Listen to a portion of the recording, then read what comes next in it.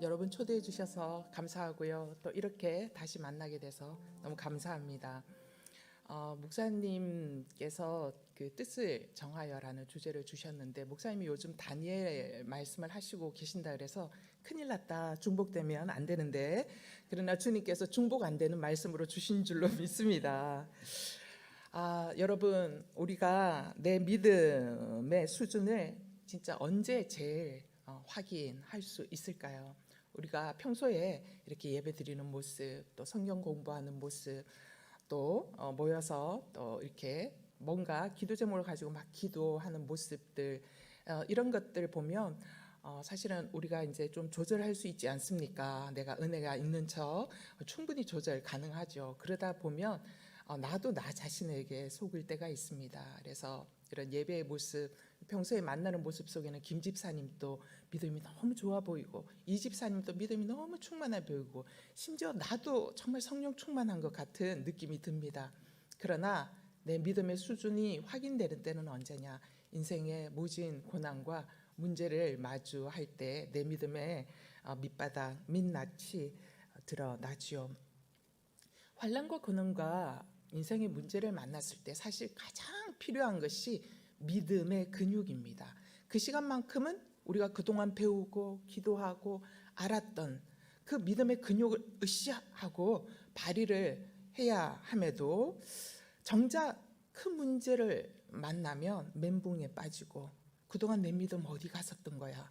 내 믿음 증발해버리고 사라진 내 모습을 보죠. 그리고 이러한 문제 앞에서 낙심하고 두려워하고, 또 하나님 앞에 정말 실망감으로 어떻게 나에게 이럴 수가 있냐고, 내가 주님을 어떻게 섬겼는데 내게 이렇게 하실 수가 있냐라는 불평이 나오고 화도 나지요. 이전에 아무 일 없이 그냥 교회에서 편안하게 교양 있게 우리가 말씀 공부할 때는 하나님 말씀의 약속이 정말 이 약속의 말씀은 정말 금 같은 약속의 말씀이야, 나는 이 약속의 말씀이 다 믿어져 라고 했지만, 정작 문제 앞에 하나님의 약속의 말씀은 문제를 만나면 어떻게 느껴지냐면, 하나님의 약속의 말씀은 너무 현실감 없게 느껴지는 거예요. 그리고 내가 만난 이 문제의 현실과는 너무 괴리된 듯이 느껴진다라는 것이죠. 이럴 때 내 믿음의 근육을 사용하지 못할 때 우리는 대체로 어떤 방법을 쓰나요? 이전에 내 해왔던 사람들의 이야기, 세상적인 꾀, 지혜, 방법이 훨씬 쉬워 보여요. 왜냐하면 이게 훨씬 더 현실감 있게 느껴지거든요. 그리고 이거는 이렇게 하면 어느 정도 된다는 구체적인 데이터도 있는 거예요. 그러니까 말씀이냐, 또 현실이냐, 또 세상적인 지혜냐 할 때는 우리가 믿음의 근육을 사용하지 못하면 훨씬 더 안전한 미래를 줄 것 같은 세상의 방법을 사용하기가 훨씬 쉽다라는 것입니다. 이게 우리의 현실의 모습이지요. 왜 우리는 자주 이러는 것일까? 저는 그 원인이 평소에 우리가 정말 하나님 앞에서 1대1로 대면하여 만나는 거룩한 틀이 있지 않으면 육체를 가진 나는 육체의 반응대로 반응할 수밖에 없는 존재다라는 것입니다. 이건 너무 당연한 결과이지요. 그래서 저는 오늘 여러분과 함께 거룩한 틀이 왜 내 인생 가운데 꼭 필요한지에 대한 말씀을 나누고 싶습니다. 하나님을 대면하여 1대1로 만나는 거룩한 틀이 우리에게 필요한 첫 번째 이유는, 거룩한 틀이 있어야 그 거룩한 틀이 나를 지켜주기 때문입니다. 다니엘서 6장 10절 말씀이지요. 다니엘은 명령문에 왕의 도장이 찍힌 것을 알고 집으로 돌아갔습니다. 그리고 그날도 이전에 하던 대로 창문을 열어둔 다락방에서 예루살렘을 향해 하루 3번씩 무릎을 꿇고 하나님께 기도드리며 감사를 올렸습니다. 우리가 굉장히 다니엘 하면 딱 떠오르는 게 그거죠. 이전에 하던 대로, 그 다음에 결심을 하고, 그죠? 마음을 정했다. 이런 것들은 다니엘 하면 딱 떠오르는 단어입니다. 여기에 이전에 하던 대로. 이 얘기는 뭐냐면, 다니엘에게는 언제나 그의 인생 가장 중요한 중심에 뭐가 있었다라는 거예요?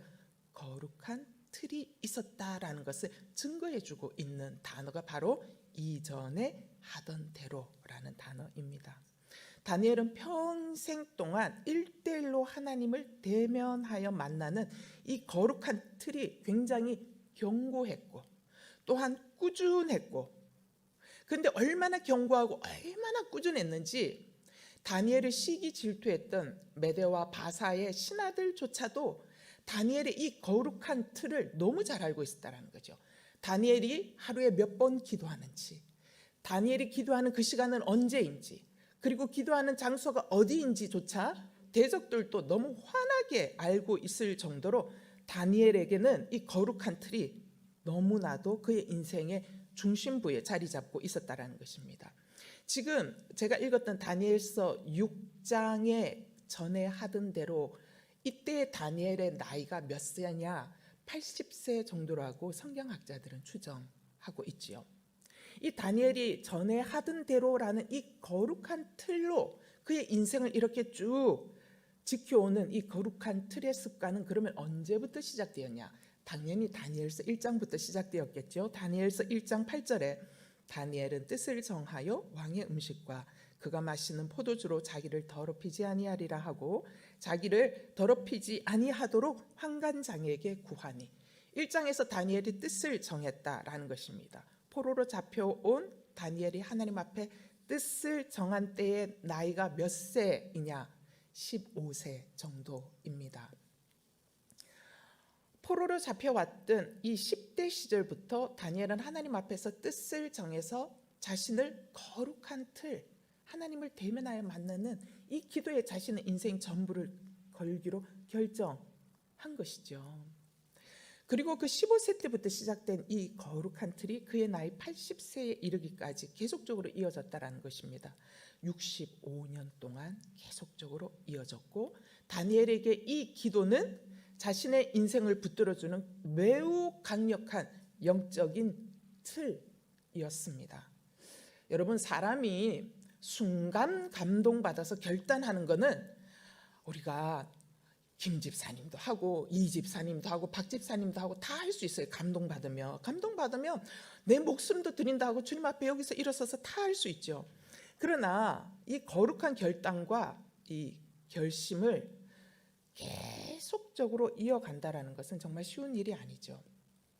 다니엘의 뜻을 정했고, 그리고 80세 될 때까지 전에 하던 대로까지 가려면 이 뜻을 결정한 바로 이 뜻, 이것을 담을 수 있는 틀이 있어야 했다라는 것입니다. 다니엘은 이 틀을 그의 기도 습관인 하루 3회라는 틀 속에 자신을 집어넣었고요. 그 다음에 기도의 시간도 딱 정해놓은 그 시간에 자신을 집어넣었고, 기도의 장소도 언제나 동일한 자신의 집에 가서 기도하는 그 기도의 틀 속에 자신을 집어넣었다라는 것입니다.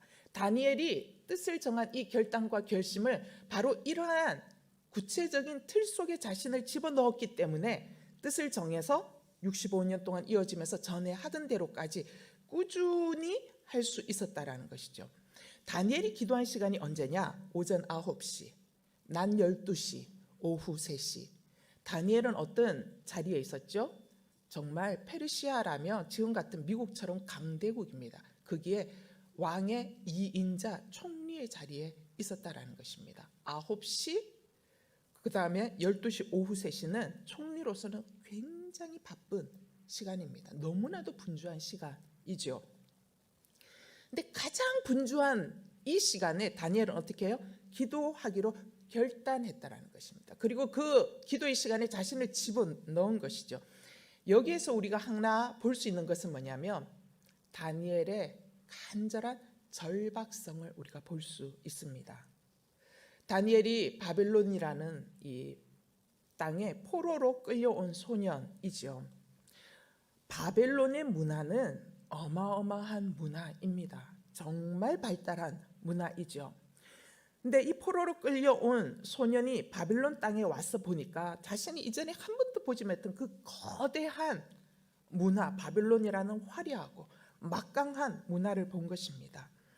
바벨론 세상 속에서 자칫하면 자신이 정말 깨어있지 않으면 이 바벨론의 거대한 문화와 조류 속에 그냥 휩쓸려 갈 수 있겠구나라는 위기감을 느끼지 않았겠습니까? 그래서 이 다니엘은 절박하게 자신을 하나님께 붙어 있도록 해야 되겠다. 그러면서 자신을 기도의 틀 속에 집어넣은 것이 아닐까라고 묵상해 봅니다. 아마 다니엘이 이 기도의 틀 속에 자신을 집어넣었던 첫 번째 마음은 어쩌면 바벨론이라는 이 세상 문화에 자기를 지키고 싶어서 시작한 싸움이었을 겁니다. 그래서 이 바빌론이라는 문화 속에 하나님, 야훼 하나님을 향한 이 믿음에서 자기가 살아남고 싶어서, 그래서 하나님 앞에 나아가 기도하는 이 기도의 틀 속에 자신을 집어넣은 것이지만, 이것이 계속적으로 이어지면서 이 기도의 틀이 마침내 다니엘을 평생 동안 지켜주는 힘이 되었고, 다니엘을 평생 동안 지켜주는 지혜의 저장고가 되었고, 다니엘로 하여금 절대 권력 앞에서도 두려워하지 아니하는 용기의 발화점이 되게 하는 거룩한 습관이 되도록 해서 다니엘은 어떤 권력 앞에서도 굴하지 않는 존재가 되도록 했다라는 것이죠. 그러니까 여러분, 이런 다니엘을 내가 왕이라면 왕 앞에서 아부하면서 뒤에서 딴소리 하는 것이 아니라 정말 왕이 바른 길을 갈 수 있도록, 그리고 다니엘 굉장히 지혜롭잖아요. 근데 그 지혜도 인정이 되는데 목에 칼이 들어와도 왕을 위한 조언을 한다면 나는 이런 신하면 정말 곁에 두고 싶었을 것 같아요. 마찬가지입니다. 왕들이 이런 다니엘을 사랑한 것이죠. 그래서 다니엘은 바벨론, 그 다음에 나라가 바뀌죠. 메대와 바사, 그 다음에 페르시아로 나라가 바뀝니다. 3번의 나라가 바뀌는 가운데서도 뭐예요? 유대포로 출신이었지만 그는 자신의 그 총리의 자리를 끊임없이 유지할 수 있었고, 마침내 믿음으로 승리할 수 있었다는 것입니다. 승리의 비결은 뭐죠? 거룩한 틀, 기도에 다니엘 자신의 삶을 집어넣었기 때문입니다. 제가 양재에 발령받아서 갔을 때 1년 정도 있으면서 보니까 양재 수요 여성 예배를 위한 중보 기도 팀이 인원이 거의 없다라는 사실을 알게 되었습니다. 그래서 와서 중보 기도팀 몇 명 정도 되나 이렇게 봤더니 2분 정도가 모여서 기도를 하고 있더라고요. 그래서 그때부터 기도했습니다. 하나님, 예배의 부흥, 그리고 우리 마음 안에 인본주의적인 사상들, 하나님 앞에 높아진 견고한 진들이 있거든요. 이게 하나님의 말씀이 선포될 때 끊임없이 내 생각과 내 사상 속에 왜곡해서 받아들이거든요. 이것이 무너져야 하나님 말씀이 꿰뚫고 들어가서 살아나게 하잖아요. 그래서 그때부터 기도하기 시작했습니다. 하나님, 중보팀원을 보내주세요. 근데 아무에게도 얘기하지 않았습니다. 중보팀원 모집합니다, 오세요 해서 오면 결국은 또 무너질 것이 너무 뻔하기 때문에 저는 이제 속으로 1년 동안 계속 기도했죠. 그리고 1년 뒤에 새해가 되기 전에 나는 중보 기도 팀원을 세우리라. 주님과 나 사이에서 계속 기도한 겁니다. 그리고 나서 12월 되기 전에 11월 달부터 한 분 한 분씩 제가 초청했습니다. 그래서 팀장이 되어 주십시오. 근데 그분을 만나서 3번이나 찾아가서 설득하고, 왜 팀장이 되셔야 하냐면요, 그래서 찾아가서 삼고초려로 설득하고, 그 다음에 또 총무의 역할을 해주실 분도 제가 설득하고, 그렇게 2분을 세웠더니, 기도 가운데 2분을 세웠더니 그 2분이 또 귀한 분들을 또 불러 모아서 중보팀원 24명이 모이게 됐습니다. 그래서 제가 12월까지 24명을 모으고, 제가 1월 첫째 주부터 중보팀원 24명에게 제가 기도에 대한 강의를 4주간 하겠습니다. 그래서 오전 10시부터 오후 12시까지 2시간 동안 제가 강의하고 기도합시다. 그렇게 해서 이제 초청을 해서 4주간 동안 기도에 대한 강의를 이제 제가 한 거죠. 그러면서 제가 모여든 그 24분에게 뭐라고 얘기했냐면, 저와 이제 함께 중보 기도팀에 이걸 시작하시려면 숙제가 있습니다. 먼저 이 4주간 동안 제 강의만 듣고 은혜 받고 가는 것은 아무 의미가 없습니다. 또한 아무 능력도 없습니다. 잠시 감동받고 여기가 따뜻해졌다가 문 밖을 나감과 동시에 다시 식을 겁니다. 저는 여러분에게 숙제를 내고 싶은데 뭐냐, 매일 카톡으로 여러분이 큐티하신 것들을 짤막하게 올려주십시오. 그리고 또 하나의 조건이 있습니다. 1시간 기도 시간을 꼭 올려주십시오. 무조건 1시간을 채우셔야 됩니다. 1시간 채우는 게 처음에는 굉장히 어려울 겁니다. 그러면 어떻게 채우느냐? 찬송하십시오. 찬송에도 시간이 안 가면 성경을 읽으십시오. 그러나 무릎을 꿇고 주님을 대면하여 만나는 1시간을 채우셔야 됩니다. 그래서 1시간 기도를 약속하고 몇 시부터 몇 시까지 기도했습니다라는 걸 카톡에 올려달라고 얘기했습니다. 얼마나 부담스럽습니까, 여러분? 그거를 누가 점검하고 있어요? 팀장이 점검해도 부담스러운데 목사인 내가 점검하는 거예요. 그래서 제가 악역을 자처한 거죠.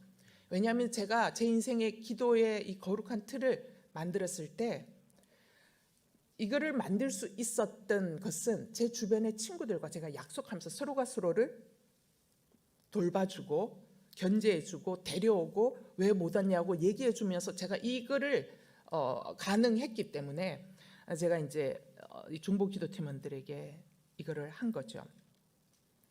자, 그러면서 욕먹을 각오를 하면서 했죠. 그래서 이게 안 되면 저와 함께 중보팀원으로 가실 수 없습니다 라는 조건을 내걸었습니다.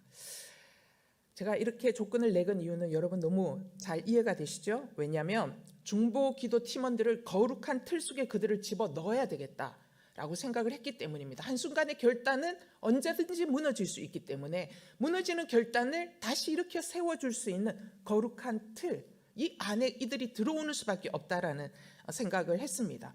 혼자는 시작은 할 수 있어도 지속하기는 어렵죠. 그러나 모두가 함께 말씀과 기도라는 이 거룩한 틀에 함께 묶여서 가면 말씀 묵상과 기도하는 무릎이 지속될 가능성이 훨씬 더 퍼센테이지가 높아지기 때문입니다. 자, 여러분 이렇게 틀에 묶여서 어쩔 수 없이, 이게 굉장히 중요한 부분, 어쩔 수 없이 목에 매이고 묶여가지고 어쩔 수 없이 말씀 묵상을 해요. 어쩔 수 없이 1시간 기도를 하기 시작해요. 근데 하다 보면 무엇을 깨닫게 돼요? 말씀 묵상이 맛있는 거예요. 그리고 기도가 너무 달콤한 거예요. 그 기도의 맛을 알기 시작하게 되는 거예요. 그러면서 그 기도의 시간, 말씀 묵상의 시간 하는 것들이 흐르기 시작하면 어떻게 돼요? 누가 끌고 가서가 아니라 말씀을 내가 보지 않으면, 묵상하지 않으면 말씀이 고파지는 거예요. 그리고 내가 1시간 기도를 놓쳐버리죠? 기도가 고파집니다. 여러분 정말 기도가 고파집니다. 그러면 스스로 내가 말씀과 기도 앞으로 나아가는 홀로 서기가 가능하게 되죠. 여기까지 가는데 얼만큼 걸릴 것 같아요, 여러분? 6개월 걸립니다. 보통은 뇌가 습관을 기억하는 게 최소 3개월 정도는 걸린다라고 하잖아요. 근데 습관을 만들어내는 것은 최소 3개월일지 몰라도요, 영적인 습관을 만들어내는 이거는요 최소 6개월이 걸립니다. 그러니까 6개월을 끌고 가는 거예요. 그래서 이게 기도 시간이 안 오르면 제가 카톡으로 집사님 요즘 많이 바쁘신가요? 제가 카톡을 보내요. 기도 시간이 안 올라오고 있어요. 그러니까 그분이 목사님 제가 이렇게 깜빡하고, 근데 이제 그분이 팀장님에게 목사님이 제발 카톡 좀 안 보내게 해달라 이런 이야기들을 하시는 거죠. 근데 처음에 한 달간에는 많은 말들이 오갔으면 내가 왜 이렇게 해야 되냐, 중보기도팀은 내가 초등학생이냐, 숙제 검사를 왜 하냐, 뭐 이런 이야기들이 하면서 불편해하는 분들이 있었습니다. 근데 2달이 넘어갈 때는 역시 우려하던 일들이 일어났습니다. 중보기도 팀원 되는 걸 난 포기하겠다, 난 더 이상 못하겠다, 이런 분들도 생겨나기 시작했어요. 그러다가 3월 달부터 교회가 폐쇄되었습니다. 코로나로 인해서 교회가 문이 닫힌 거죠. 아무도 교회에 나올 수 없는 거예요. 영상으로밖에. 그러면서 1년 동안 교회가 대면 예배가 안 되었어요. 이 비대면이 꼬박 1년이 진행될 때 정말 대부분의 많은 교인들이 비대면 상황 가운데 정말 이 코로나의 물결에 다 쓸려 내려가고요. 그러면서 영적인 우울감, 그 다음에 이 믿음이 정말 자신의 믿음의 이 밑바닥을 보면서 그 갈증 가운데 있었죠. 근데 이 비대면의 1년 시간이 다가오면서 카톡으로 제게 보내주는 중보 팀원들이 굉장히 많았어요. 목사님 감사합니다. 그때는 왜 이렇게 해야 해? 라는데 어쩔 수 없이 목사님이 카톡 보낼까 봐, 목사님 전화할까 봐 무서워서 그거를 해서 올려보냈는데 교회가 문이 닫히면서 자기가 깨달았다고 코로나 시대를 미리 내다보신 하나님이 자기에게 바로 이 하나님 앞에서 1대1로 만나는 대면을 하는 이 거룩한 습관을 만들어내시기 위해서 주신 은혜의 시간이었다라고 고백합니다. 여러분, 비대면 상황 가운데서 중보 기도팀의 믿음은 어떻게 됐을까요? 훨씬 더 훌쩍 성장했습니다. 그리고 제게 얘기했어요. 목사님 1시간 기도요? 그 눈 감고 잠깐 있는데 1시간 금방 지나간다라고 이야기를 해요. 여러분, 거룩한 이 틀에 집어 넣어졌더니 마침내 어떻게 해요? 이분들이 영적 홀로서기가 가능한 중보자로 변화되어 간 것입니다. 이제는 스스로 기도하세요. 네. 그리고 연약한 자들에게 위해서 중보 기도도 끊임없이 해주셔요. 그러니까 정말 영적 홀로서기를 한 거죠. 여러분에게 질문하고 싶습니다. 여러분의 인생 가운데는 거룩한 틀이 있습니까? 말씀 묵상과 기도라는 거룩한 틀, 그 거룩한 습관에 여러분 자신을 지금 묶어두고 있는지요? 아니면 브런치 카페, 모임, 쇼핑, 학부모님들과의 정보 교환이 우리의 일상의 중심 틀은 아닌지요? 두 번째입니다. 하나님을 대면하는 거룩을 위한 틀이 필요한 이유는 거룩한 틀이 십자가 사명을 완수하게 해주기 때문입니다.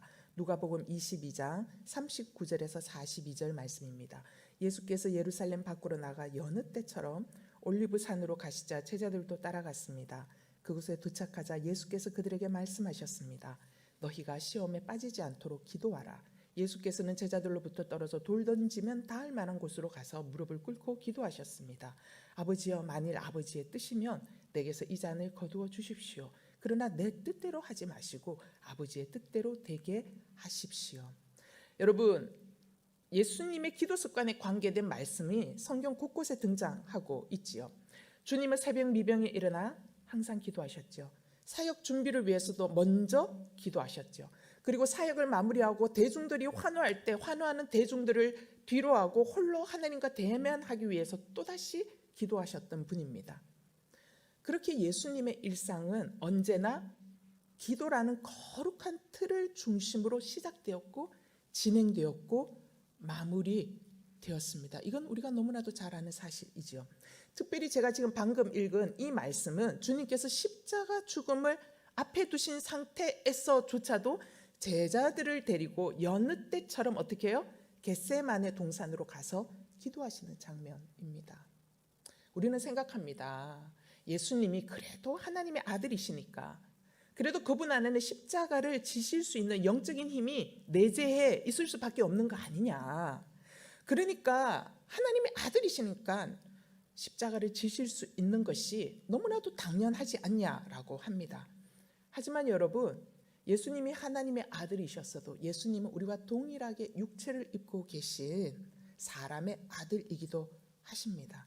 그렇기 때문에 예수님에게조차도 어때요?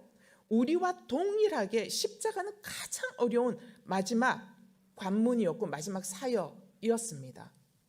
그럼에도 십자가에서 죽으시는 것을 주님께서 선택할 수 있으셨던 것은 그분이 하나님의 아들이셨어도 그분의 평생 동안 예수님은 기도하는 기도의 사람이셨기 때문에 가능했다라는 사실을 우리는 간과하면 안 됩니다.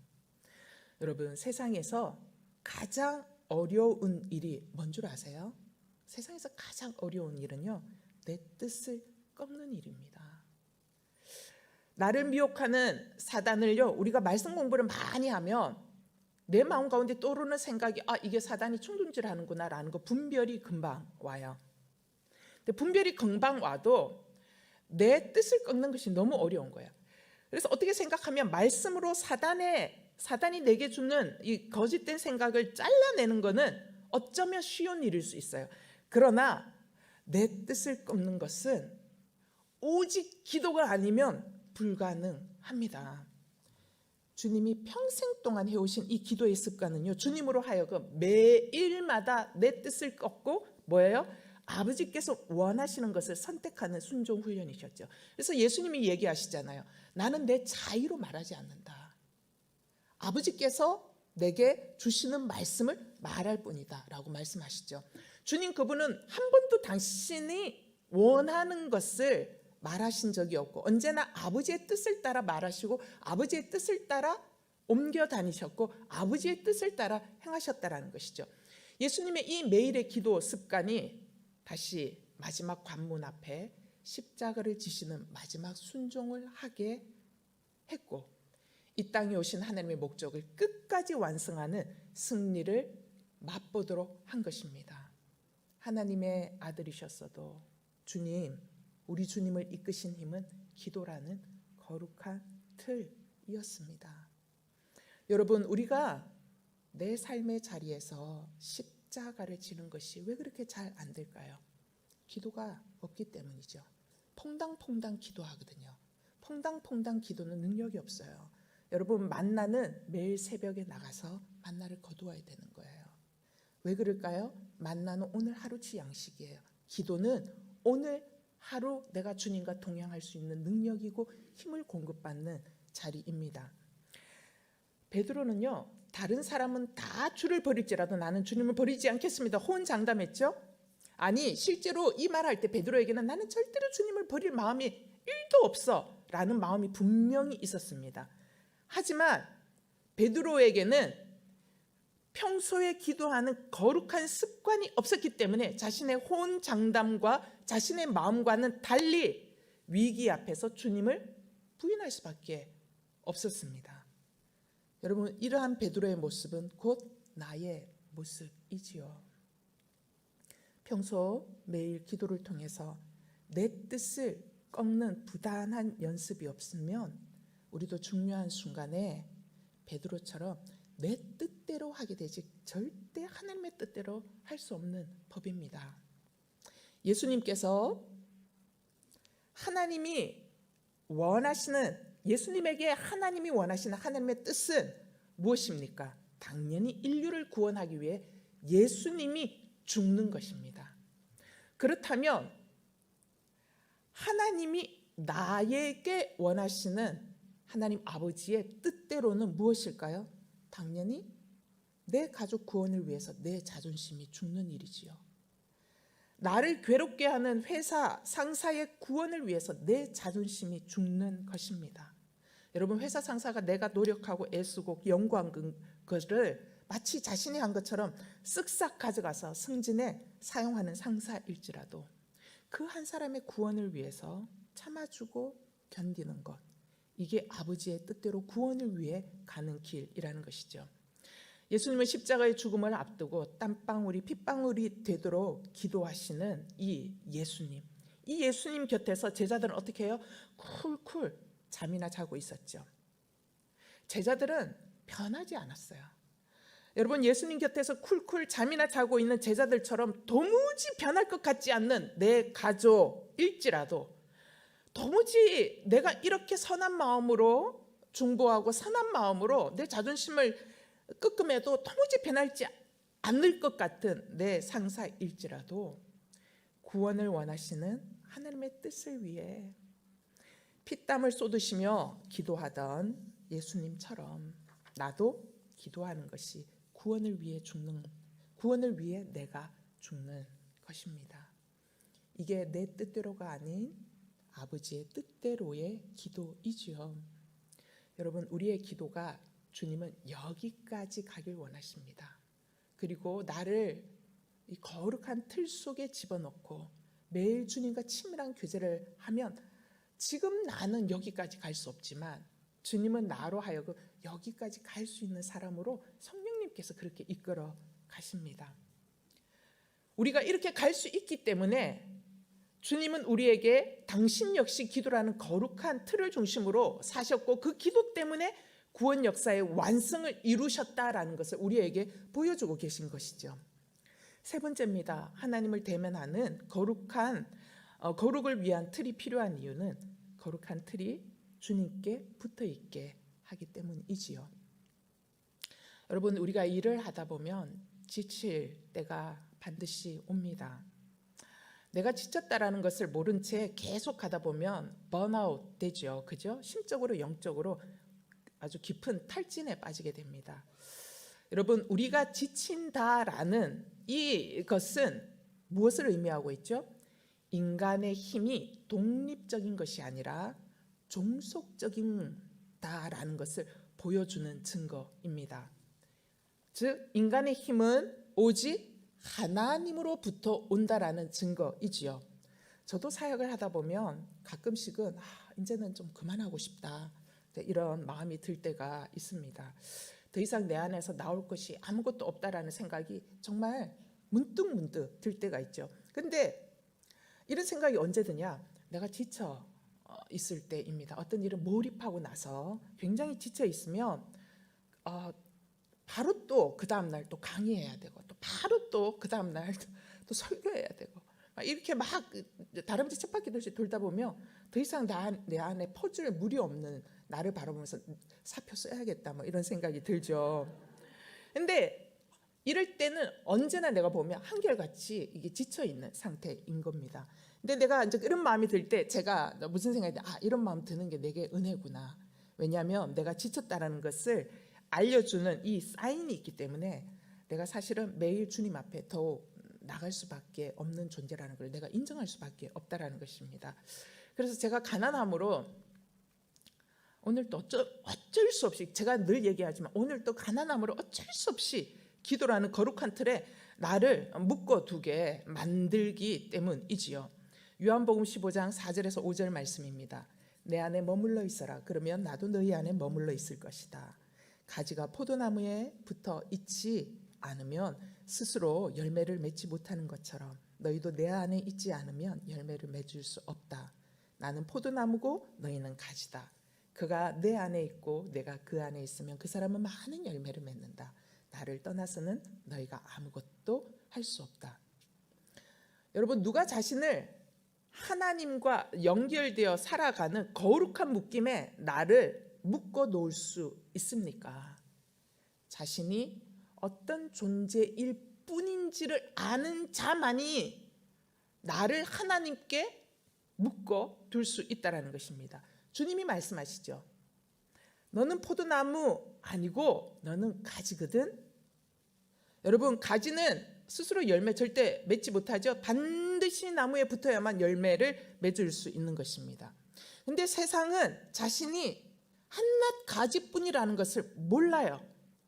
이걸 모르기 때문에 뭐예요? 자신이 굉장한 열매를 맺어볼 수 있다라고 착각하는 것이죠. 그리고 굉장한 열매를 맺어보겠다라고 헛된 몸부림을 칩니다. 하지만 가지는 뭔가를 낼 수 있는 존재가 아니죠. 나무에서 떨어져 나온 가지 보셨어요? 여러분, 나무에서 떨어져 나온 가지는요, 잠시 동안은 가지에 아직은 수분이 남아있어요. 잠시 동안 아직 영양분이 남아있죠. 그렇기 때문에 떨어져 나와도 그 가지는 어느 정도까지는 뭐예요? 잎이 파릇파릇해요. 그리고 열매가 맺혀져 있잖아요. 그 열매가 거기에서 달아져요. 떨어져 나와도 잠시 동안은 그게 가능하다라는 것입니다. 하지만 나무에서 나온 가지는 결국은 마르고 죽는 것이 결론이지요. 이게 포도나무에 붙어있지 않은 우리 모든 인생의 실존입니다. 그래서 예수님이 말하죠. 너희는 나에게 붙어있기만 해라. 내가 열매를 맺을 수 있도록 해줄게 하십니다. 그러면 내가 가지잖아요. 가지인 우리가 집중해야 할 유일한 일이 뭘 것 같아요? 붙어있는 거예요. 잘 붙어있기. 조금 더 저는 과장해서 이거를 표현하고 싶은데요. 가지인 우리는 매일매일 예수님께 붙어있기 위한 싸움을 해야 하는 거예요. 왜 붙어있기 위한 싸움일까요? 우리는 포도나무에 붙어있는 가지임과 동시에 어떻게 해요? 포도나무에 붙어 있어야만 하는 가지이기 때문에 우리는 매일매일이 예수 나무에 붙어 있기 위한 싸움을 하는 존재라는 것입니다. 사단이 이 가지에서, 이 예수님의 이 나무에서 떨어져 나오도록 끊임없이 환경과 거짓 메시지로 이런저런 사건을 통해서 내가 예수님께 붙어 있지 못하도록 막 흔들어 댑니다. 뭐 교회에서 특별히 상처받는 뭐 사건들 통해서 상처받으면 하나님 말씀 듣지 못하도록 하거든요. 특별히 목회자와의 관계가 안 좋으면은요 100%입니다. 목회자가 무슨 이야기를 해도 그 말씀이 이게 들어오질 않는 거예요. 제일 문제인 것이죠. 자, 사단이 이렇게 하나님 말씀을 듣지 못하도록 해서 말씀이신 예수님으로부터 영양분을 받아들이지 못하게 하고 수분의 진액을 받아들이지 못하게 해서 스스로 고사되어서 떨어져 나오게 하는 것입니다. 그렇기에 매 순간 우리는 포도나무이신 예수님에게 붙어 있기 위한 싸움을 해야 합니다. 주님은 이어서 15장 1절부터 11절까지 11번씩이나 반복해서 뭐라고 얘기하냐면 머물러 있어라, 거해라, 안에 있어라 라는 다양한 표현으로 예수님과 우리가 계속적인 친밀한 교제 가운데 있도록 반복해서 우리에게 당부하고 있습니다. 이렇게 반복해서 11번씩이나 당부하고 있다는 것은 뭐예요? 예수님이 우리에게 뭘 얘기하고 싶은 거예요? 우리는 오직 주님과의 계속적인 교제를 통해서만 생명력 있는 존재로 살아갈 수 있다는 것을 강조하고 계시는 거죠. 여러분, 주님 역시도 이 땅에서 하나님의 복음 사역을 잘 감당할 수 있었던 것은 예수님이셨어도 예수님 역시 아버지 하나님께 끊임없이 붙어 계시는 것을 멈추지 않으셨기 때문에 예수님이 이 땅 가운데 사역을 할 때 정말 많은 이적과 기사가 일어난 것입니다. 따라서 포도나무이신 예수님께 가진 우리가 붙어 있기 위한 싸움을 한다라는 것은 예수님과 친밀한 교제가 끊어지지 않도록 나를 어떻게 해요? 거룩한 틀에 묶어 두어야 한다라는 말입니다. 포도나무이신 예수님께 나를 잘 묶어 두면 우리는 사도 바울처럼 여기까지 성장할 수 있어요. 빌립보서 4장 13절에 내게 능력 주시는 자 안에서 내가 모든 것을 할 수 있느니라. 내게 능력 주시는 자 안에서 내가 가난도 다룰 수 있느니라. 내게 능력 주시는 자 아래서 나의 부요도 다룰 수 있느니라. 내게 능력 주시는 자 아래서 암 3기도 다룰 수 있느니라. 내게 능력 주시는 자 안에서 한 달밖에 살 수 없다라는 사형 선고도 나는 다룰 수 있느니라. 이게 예수님께 붙어 있는 자가 할 수 있는 영적인 수준이라는 것입니다. 여러분, 예수께 붙어 있는 사람은 인생의 어떤 시즌을 만나도 그 시즌을 잘 다룰 수 있는 자가 되죠. 그래서 한 달밖에 살 수 없다라는 이 청천벽력과 같은 이러한 것들을 만나도요, 이 사람은 한 달 동안 부지런히 열매를 또 맺을 수 있는 존재가 되는 거예요. 항암 3기여도요 3기 가운데 있으면서 난 전도하는 권사님도 봤어요. 병원에서 그 암이 그야말로 정말 열매를 맺는 거예요. 여러분, 내가 정말 인생에 그 경제적인 그거를 한번 경험한 사람은요, 정말 길거리에 낫는 경험을 한 사람은요, 정말 길거리에 낫는 상황을 만난 사람에게 유일하게 위로가 되고 유일하게 힘을 줄 수 있는 존재가 될 수 있다는.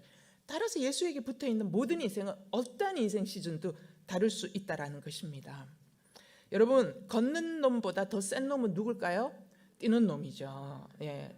뛰는 놈보다 더 센 놈은 누구죠? 날아다니는 놈이에요. 날아다니는 놈보다 더 센 놈이 있어요. 어떤 놈일까요? 맞아요. 붙어있는 놈이 제일 무서운 놈이에요. 여러분, 내가 예수님께 딱 붙어 있으면 사단이 제일 무서워합니다. 예수님께 잘 붙어 있을 수 있게 되기를 바랍니다.